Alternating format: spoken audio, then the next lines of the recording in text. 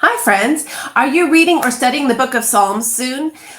If you are, it's always helpful to have a little bit of background information so that you can really understand what the book is about. Let's do an introduction to Psalms for beginners. Hi, friends. I'm Miss Nancy Ruth. And I'm Mr. Roger. We want to see kids living for Jesus. All right, so first thing to know is about the names, Psalms. Psalm is a song. That's all it is. A psalm is a song.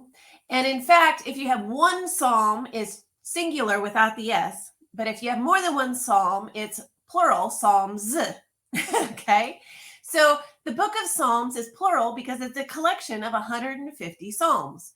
Some people call this book also the Psalter, which is just the book of Psalms. It's just another name for it. You could think of it kind of like a hymn book. We used hymn books when I was growing up, and in some churches still use hymn books. It's a collection of songs of worship. The difference in Psalms is that we don't have the notes still, which is kind of sad. But a lot of these Psalms have been set to other tunes, so we can still sing them today. You might think of it kind of like the iTunes of Israel. All right, so who did God use to write the Psalms? Well, there were a lot of people that contributed to this book that God used. One place you can look to find out, some of the Psalms say who wrote that particular Psalm. And it says it at the beginning of the Psalm. This is Psalm 4:1. And before verse 1, it says, for the director of music with stringed instruments, a psalm of David. So we know that David wrote that psalm. What's interesting is in English, it's before verse 1, and in the Hebrew Bible, it's part of verse 1. I think that's interesting. Okay, so let's learn about some of these people. I'm going to make this bigger so you can see. David wrote about a third of the Psalms. He wrote a lot of them. David grew up as a shepherd boy. And he liked music because he wrote a lot of the songs here. He is famous for several things, one of which is fighting David and Goliath. You know that story where he defeated Goliath? He later became the most beloved king in Israel's history. I love the fact that twice God called David a man after God's own heart. I think that's wonderful. And that's something I strive to be myself, a woman after God's own heart. Do you see that blue star there? That's called the Star of David, and it has become a symbol for the children of Israel, for the people of Israel, the nation of the Jewish people. There's a list there of places you can read about David. He takes up most of 1st and 2nd Samuel and the first couple of chapters of 1st Kings, and then there's several chapters in Chronicles, 1st Chronicles. If you look at David in Christian art or religious art, typically he's either seated on a throne with some kind of instrument in his lap. There are different variations of what that harp could have looked like. There's also imagery of the David and Goliath. That's a popular theme. The most famous picture of David is David sculpture by Michelangelo. So you'll see that a lot of places. If you Google David, often that will come up. But keep in mind, none of these are exact. They didn't have cameras back in David's day. And most of this artwork was done a long time after David passed away. So they're just guesses, and that's okay. Another author in the Psalms is David's son, Solomon, who is king after David. Solomon is famous for several things. One, he's the one that built the temple, the first temple, and he covered it all in gold. It was really spectacular. Secondly, at the beginning of his reign, his brother was trying to take the throne from him, and it was a lot of turmoil and weird chaos and things. And God told Solomon, look, ask for anything you want, and I will give it to you. What do you want? And Solomon did something I don't think everybody would have done. What Solomon asked for was wisdom, which was the right answer. Because God said, wow, that's great. And because you didn't ask for wealth and you didn't ask for honor, I will give you those things as well. So Solomon became the wisest person who has ever lived. And he also was very wealthy and had a lot of fame as well. So with this wisdom, it's interesting. He wrote several books in the Bible. He wrote Proverbs, Ecclesiastes, Song of Songs, or Song of Solomon. That's why it's called Song of Solomon. Or Canticles is also the name for the same thing. He also wrote a couple of the Psalms. In religious art, sometimes you will see Solomon writing the book of Proverbs as an old man. Sometimes one of the most famous things that you'll see over and over again is this strange story that's an example of Solomon's wisdom. And these two women came with, one of them, her baby had died, and the other one, they were fighting over whose baby was actually the live one. And Solomon said, enough, wait, just stop. And he said, look, bring me a sword. We're going to cut the baby in half and give one to each mother. And that's crazy. He's supposed to be wise. And he says this. And one of the mothers said, no, don't hurt the child. Give it to the other lady. Just don't hurt him. And that's how Solomon knew that this was the real mother, because she didn't want the child killed. And so that's how he solved that dispute. And that's a very famous thing you'll see in art several times. And one example of Solomon's wisdom. Okay, a couple of the other authors are Ethan and Heman. Not He-Man, it's Heman. They are found in just 2 verses in the Bible, and then they wrote a couple of the Psalms. So this is talking about wisdom and describing Solomon's wisdom. And it says in 1 Kings 4:31, he, meaning Solomon, was wiser than anyone else, including Ethan the Arizite, wiser than Heman, and these other guys, sons of Mahol, and his fame spread throughout all the surrounding nations. So we know that these 2 men were wise men, but not quite as wise as Solomon, and that's who they are. Next is Korah's sons. This one, they wrote several of the Psalms. You can see that in the list here of the Psalms that they wrote. It's interesting to me that they are named for their father rather than their own names. And their father did something that was really, really bad. It was way back in the time of Moses, and they were out in the wilderness, and Moses was giving them instructions and was setting Aaron up like God had directed for Aaron to be the high priest, and the Levites were supposed to be the priests under him, and Korah was one of those Levite priests underneath Aaron. But Korah wasn't satisfied with that. He's like, why should Aaron be the guy that's the top? I think I should be the guy that's on the top. And he gathered several followers to back him up, and they were trying to stage a coup and overthrow Aaron and say, no, Korah should be the high priest, not Aaron. Well, that was not a good idea. And Moses and Aaron knew it was a bad idea, because immediately they fell on their faces in worship to God, like, oh my goodness, God, they just committed blasphemy. What are we supposed to do? And God got really mad, because God is the one that said Aaron and his descendants should be the high priest, not the other Levites. So there was a whole kind of showdown thing. And God said, let this Korah guy and his followers, there's 250 of them, let them bring their incense before the Lord, and Aaron should bring his incense before the Lord, and the Lord will show who he's chosen to be holy and to be the high priest. And it was quite dramatic. There was Korah was killed, and several people died, and the earth opened up and swallowed them, and it was a big deal. And what's interesting to me is that Korah's sons saw what happened to their father, and they went a different direction. We see this several times in the line of the kings, because sometimes sons will follow after their fathers and follow the Lord or not, and sometimes they'll choose a different path. And we all have a choice to make. We all have to choose, am I going to follow the Lord or am I not? And Korah's sons made a different choice than Korah. They decided to follow the Lord. And as a result, 900 years later, they are listed still serving the Lord in the temple.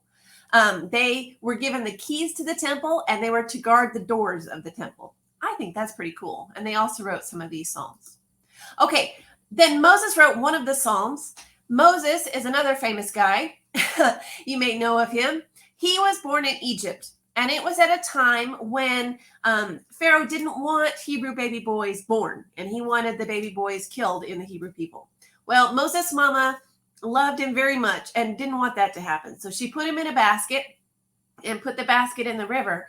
And a member of Pharaoh's household, member of Pharaoh's family, found baby Moses and adopted him and raised him in the palace there in Egypt. What's significant about this is that means Moses was educated. He was highly educated, being brought up in Pharaoh's house. And so he was the perfect person for God to use to write several books in the Bible, because he had learned how to read and write and all these things. And so that was wonderful. I think God did amazing things there. Other famous things that happened to Moses. So when he was living in Egypt, he committed a murder and had to run away and he ran to the wilderness and hid out there for several times. That's where he got married, and God met him in a fiery bush that didn't actually burn. And God said, I want you to go to Egypt and tell Pharaoh, let my people go. We have a whole video about that and how God used Moses to lead the Israelites out of Egypt. And you can check that out in the card, wherever that is. So he led the people of Israel out. God parted the Red Sea for them to go out. It was very dramatic, and all the things happened. And then they met with God on Mount Sinai, and God used Moses, spoke through Moses, and gave the people the 10 Commandments. And what's interesting here is this isn't often seen in Christian art, because often you'll see Moses just as he is. But when Moses would go up and talk to God on the mountain, when he came down, his face was glowing because he had encountered God. And he left it, he just spoke to the people and told them what God said. But the rest of the time, it really freaked people out. So he had to wear a veil over his face most of the time, except when he went up to meet with God and come back and tell the people what God said. The rest of the time, he wore a veil over his face. Toward the end of his life, toward the end of Deuteronomy's second telling, that's when he recaps everything that they were supposed to know. God showed Moses the promised land, but he wasn't allowed to enter it. And when Moses died, God was the one who buried him. So nobody knows where God buried Moses. I think that's pretty cool. Now, in Christian art, there's a weird thing that happens in pictures of Moses. He's usually holding the 10 Commandments. That makes sense. But then there are usually these two things sticking up from his head. It's either horns or light. And the light is a reflection talking about that glowing face that he came down to see. But the horns are not, in today's culture, we think of horns and we think of the devil and we think of evil. That's not what it meant back when they were added to these paintings. The horns were a symbol of power. So that's Moses. Another author in the Psalms is Asaph and his sons. This one's an interesting story that I didn't know very well. I had to look it up. So Asaph was appointed by King David as one of the chief musicians, and he served in the tabernacle before the Ark of the Lord. And the tabernacle is what they had before the temple. It was the tent version of what later became the temple. Okay, well, 40 years later, Asaph is still serving in the tabernacle before the Ark of the Lord because Solomon asked him to lead things when they built the new temple and the ark was brought into the new temple. Asaph was there. I think that's pretty cool. And then after the exile and then the return and all of that, and they were trying to rebuild the temple and get it going again, Nehemiah commissioned Asaph's sons to do the same job, to be the chief musician there in the temple. I think that's pretty cool. Okay, so that's the authors that God used to write the book of Psalms. So when were the Psalms written? As you might have guessed, it spans a huge part of the history of the Israelites. If you bring in the psalm that Moses wrote, he includes creation in his psalm. So it goes all the way from the beginning, all the way through the dedication of the second temple when the Israelites returned from exile. And so it covers all these different areas and aspects of the Israelite history. So roughly the book of Psalms were written, if you don't include Moses, from about 1100 BC to about 515 BC. All right. So this means it includes their time in Israel, their time of the divided kingdom of Judah and Israel, their time in exile, and then the coming back. And if you throw in Moses, it also includes the time where they came from Egypt up to Israel. That's a lot. And in fact, some of the Psalms give a more specific point in history where it happened and what was happening in the context of the events that inspired the Psalm. So if you follow us on Mondays where we do a Psalm scripture, I read through it and we pray it through it together. I'll give you the references of where those things are, or they might be in the footnotes of your Bible. So you can look for those. All right, so let's look at when was Psalms in Bible history. As you can imagine, it spans quite a bit, but let's look at it. 1, 2, 1, 2, 3, 4. Creation full Noah, Tower of Babel, Abraham, Isaac, Jacob's 12 sons. Joseph sold to Egypt, famine and slaves. Moses and the Exodus, priests and kings, temple and the prophets, divided kingdom. Sent away to exile, returned for 100 years. Shh! Jesus was born, he died and came to life. The Holy Spirit comes and people tell of Jesus. Paul's missionary journeys, us in Christ's return. Now I know my Bible history. Next time, won't you sing along with me?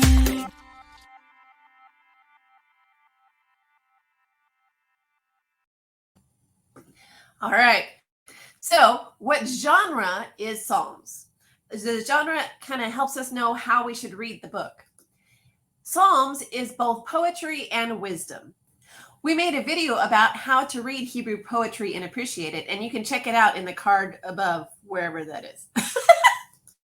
All right, let's look at how to find the book of Psalms, which is one of the wisdom books or books of poetry. Open your Bible in the middle. You should be in Psalms or Proverbs. Psalms is a book of poetry. Job, Psalms, Proverbs. The job of P's is providing excellent songs for Isaiah. All right. So who was the original audience? Well, this is interesting because the Psalms were typically written as prayers. And so the primary audience is usually God himself. But it also, several of these Psalms call the whole people of, all of God's people to worship together and to pray together to God, either worshiping and praising and praying. There's all different kinds of Psalms, and I'll link the video to that somewhere up in here. But that's one of the things that draws us too, because it invites all of God's people, which includes us, to praise and worship and pray to God.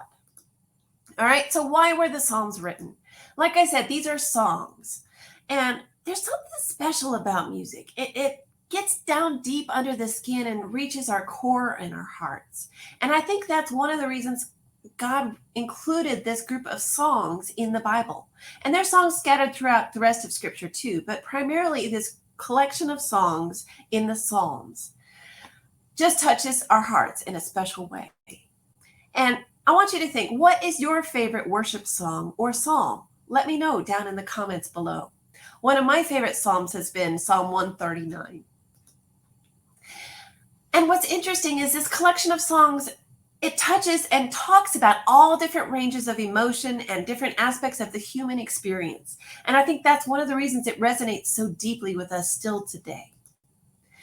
So the purpose of these Psalms is twofold. No matter what the emotion, they all come back to one of these two things. Blessed is the one whose delight is in the law of the Lord, who meditates on his law day and night. So it points us back to God himself and brings us to worship God in all circumstances. The second thing that it does, here we go. Oh yeah, this is the first part, but I'm going to read you the bold part. I have installed my king on Zion, my holy mountain. These Psalms remind us that of God's kingdom and his rule over all things. So as you're reading the Psalms, no matter what it is, or what kind of psalm it is, I want you to listen for what is the emotion of this psalm and how does it point us back to God. That's what you listen for as you're reading and studying the Psalms. So here's a very brief outline of the book of Psalms. It's divided in the book itself into 5 parts, and you can see the little headings in most Bibles. It says book 1, book 2, book 3, book 4, book 5. Books 1 and 2 are primarily the Psalms of David, and the introduction to the Psalms that sets up the whole book is Psalm 1 and 2. Then in book 5, you have a special collection of songs called the Psalms of Ascent, and we talk about that in the different types of Psalms video. Also the Hallelujah Psalms, which all have the word hallelujah, which means praise the Lord, and you can learn about that as well. Thank you so much for joining me today, friends. I'm going to put a link up here, somewhere up here. One of these videos is going to be the different types of Psalms, and the other one is going to be our Psalms playlist. And we, like I said, we pray through the Psalms every week, and you're welcome to join us for that. Thanks for joining me today, friends, and I'll see you next time. Thanks for listening. Be sure to like, subscribe, comment, and share this with your friends. See you next time.